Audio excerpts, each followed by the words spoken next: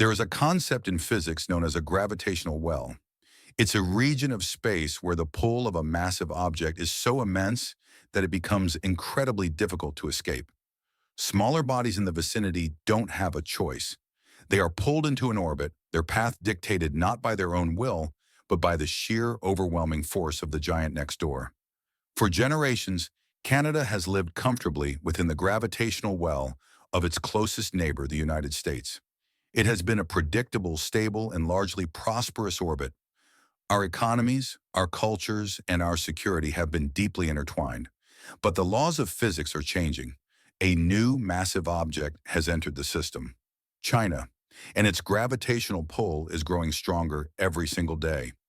Suddenly, Canada is no longer in a simple, binary orbit. It is caught between two competing, colossal forces. One is an old ally, our closest friend, who is now demanding absolute loyalty and telling us that in this new reality, America must come first. The other is a rising superpower, extending a hand of economic partnership, offering tantalizing opportunities, but with strings attached that remain shrouded in shadow. This is not a simple trade dispute. This is not about tariffs on steel or quotas on canola. This is a defining moment, a high-stakes, three-dimensional chess game being played on a global scale, and Canada is standing in the middle of the board. Every move, every decision, every alliance, forged or broken, will have consequences that echo for decades.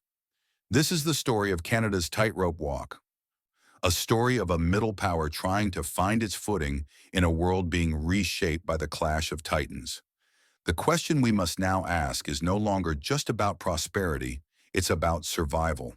Can Canada navigate this new, treacherous geopolitical landscape? Or is it destined to be crushed between the giants?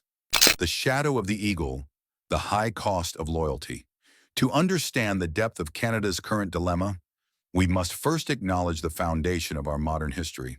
The post-World War II order was built on a simple premise: a strong, stable alliance of Western nations, led by the United States, standing as a bulwark against external threats. Canada was not just a participant in this order, it was a charter member, a cornerstone. This alliance was never purely military, it was profoundly economic. The 1965 Auto Pact is perhaps the most potent symbol of this integration. It wasn't a free trade agreement in the modern sense. It was a managed trade agreement that created a single, unified North American auto industry. For decades, parts and finished vehicles flowed seamlessly across the 49th parallel. An engine block might be cast in Ontario, shipped to Michigan for assembly, and installed in a car that is then sold in Quebec. This intricate dance created millions of jobs and generated billions of dollars in shared prosperity.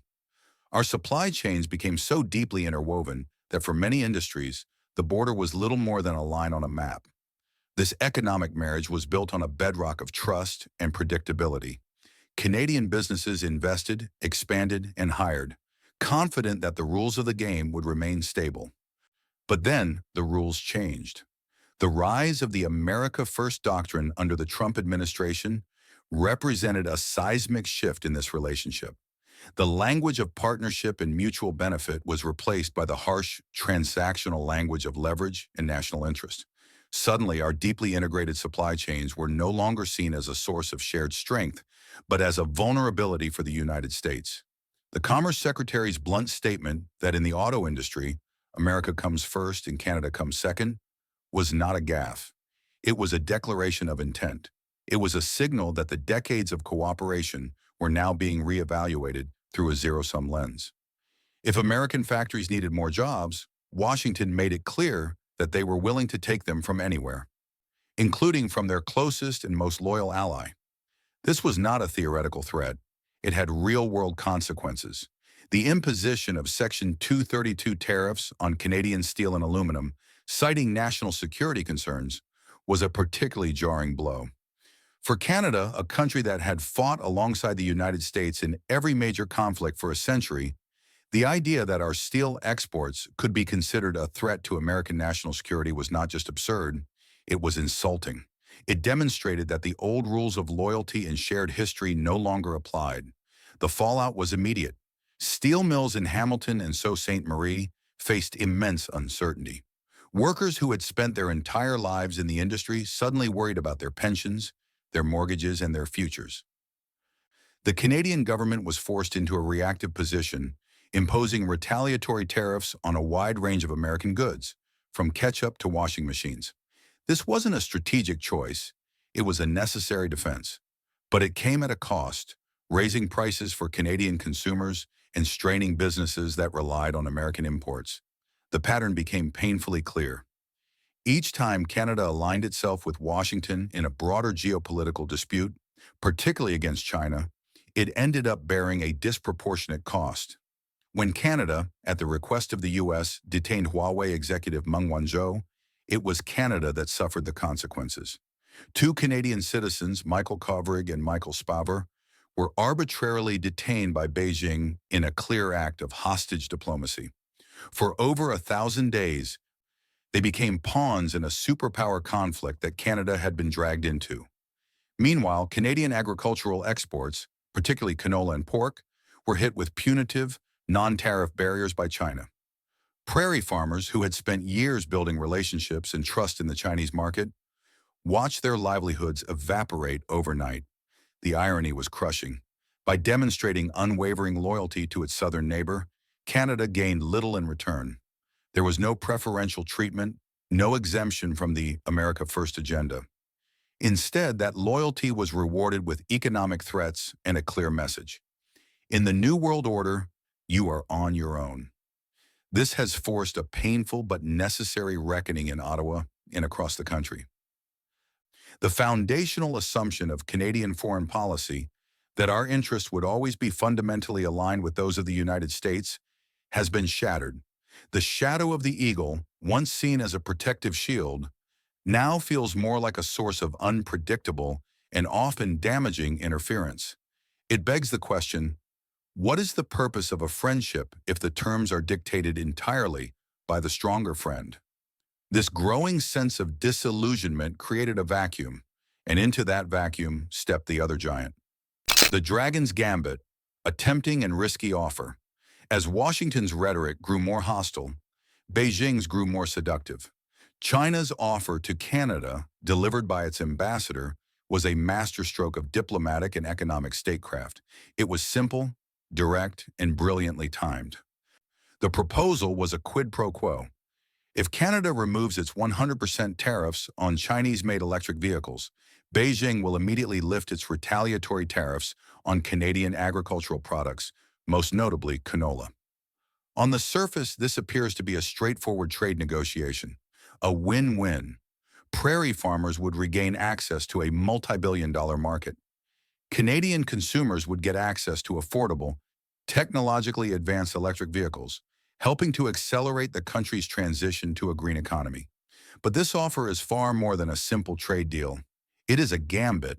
It's a calculated move on the global chessboard, designed to achieve several strategic objectives at once.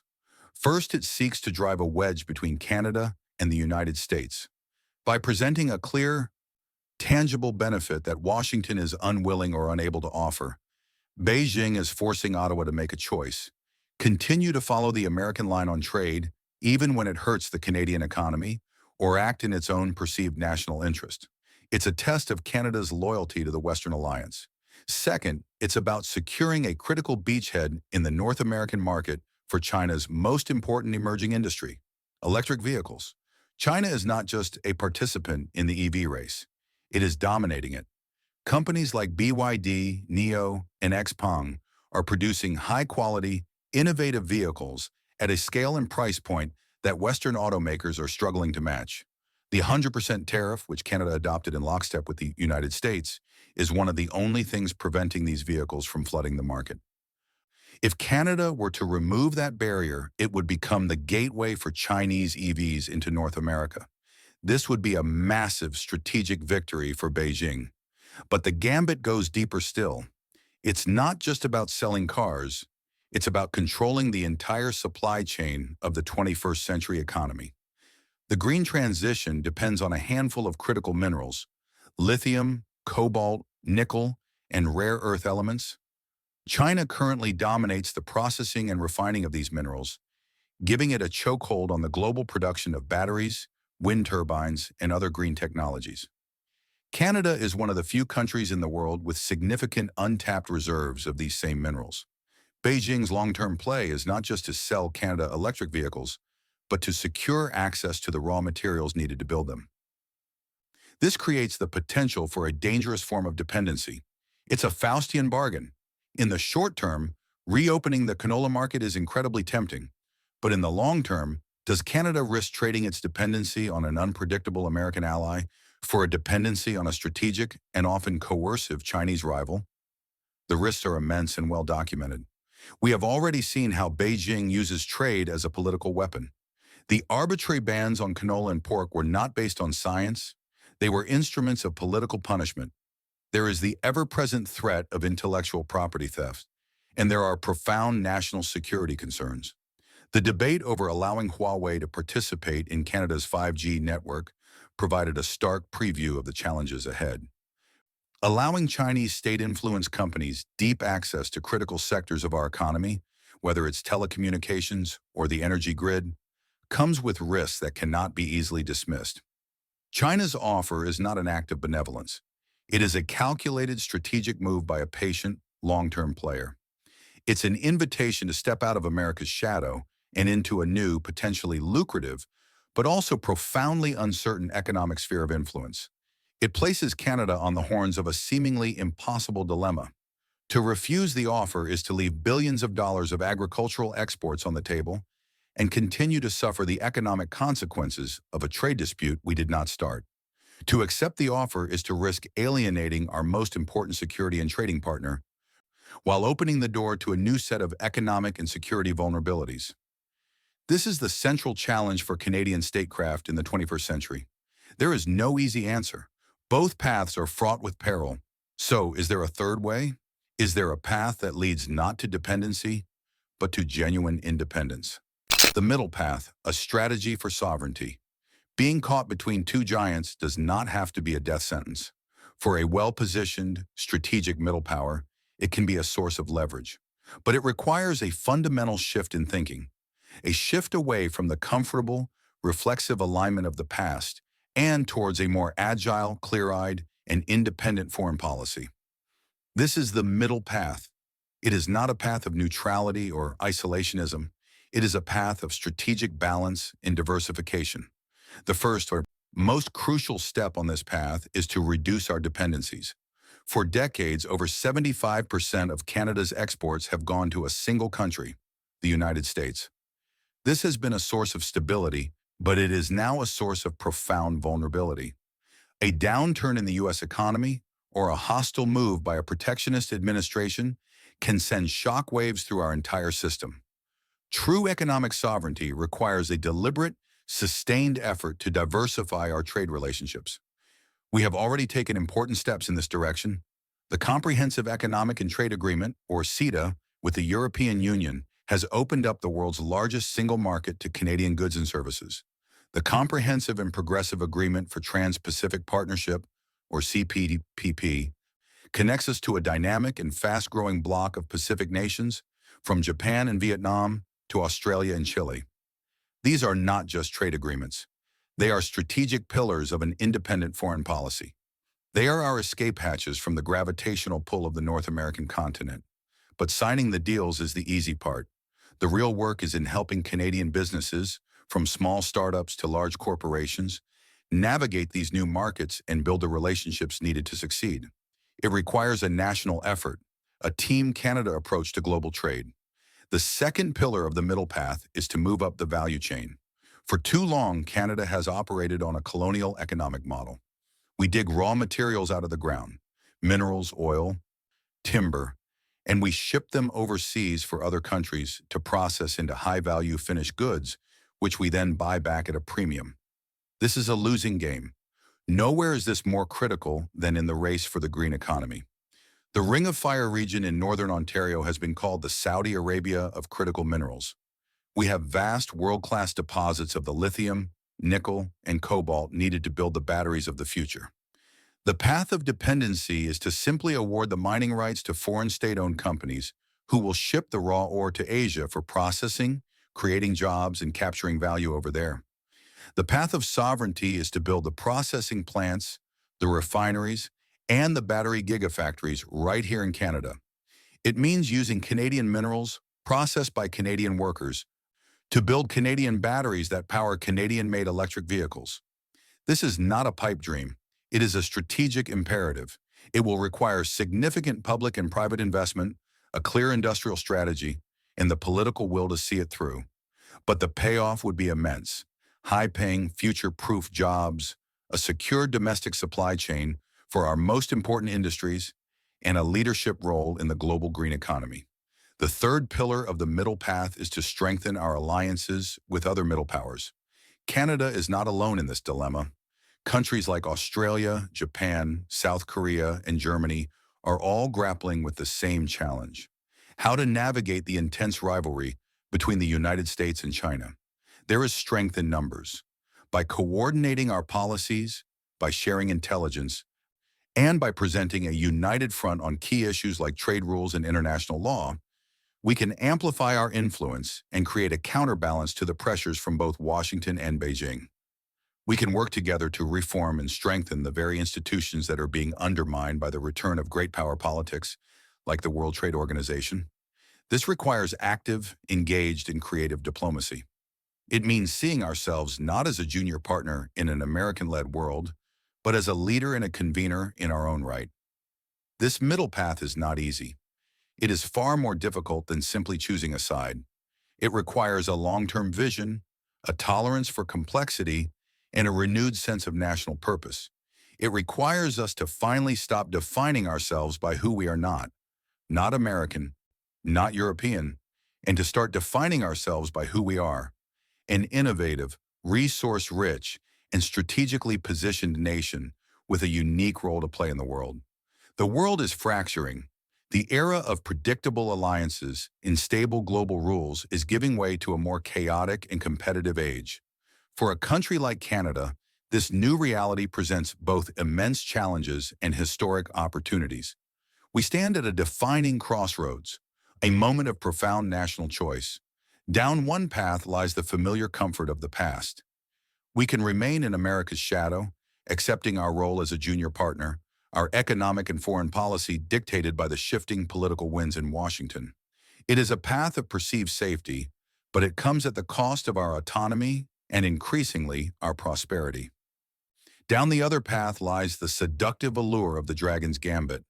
We can pivot towards China, embracing the short-term economic benefits while accepting the long-term risks of entanglement with an authoritarian regime that does not share our values.